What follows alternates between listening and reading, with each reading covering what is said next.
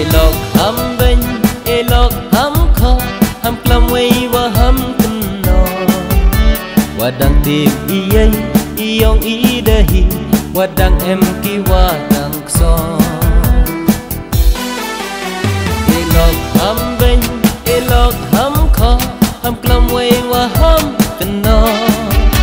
wadang tim iyai iyong idahi wadang em ki wadang so dadep ke thọ lang do dadep ke thọ lang kum dadep ke niam dadep ke hukum dahab sembe to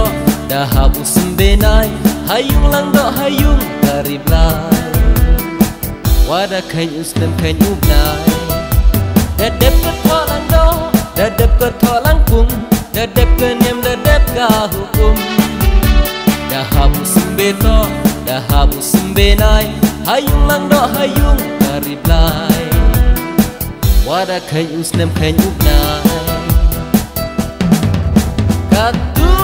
musdang idebi na udu ya kau tolak mi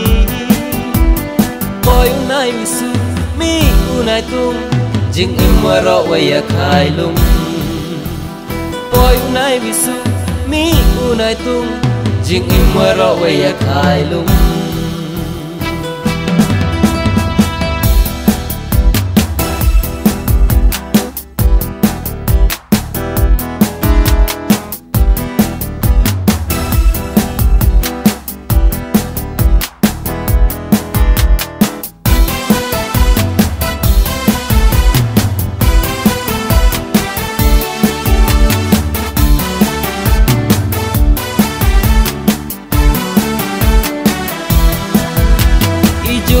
jing im yong i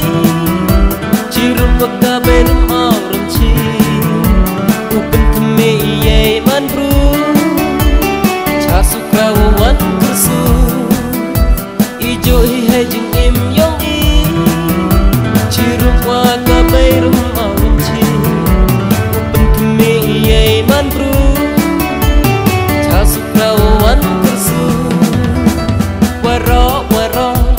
ya ongki kami mau kecat sukra deper na dong chadong to de kam dang na chwa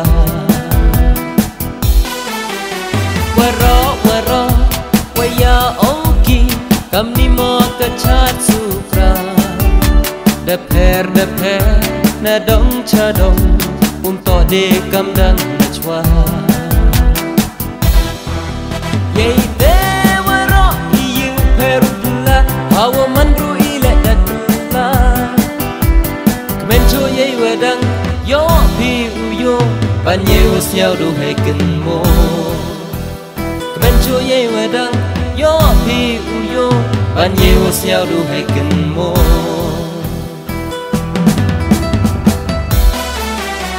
elok ham ben elok ham kho ham klam wei wa ham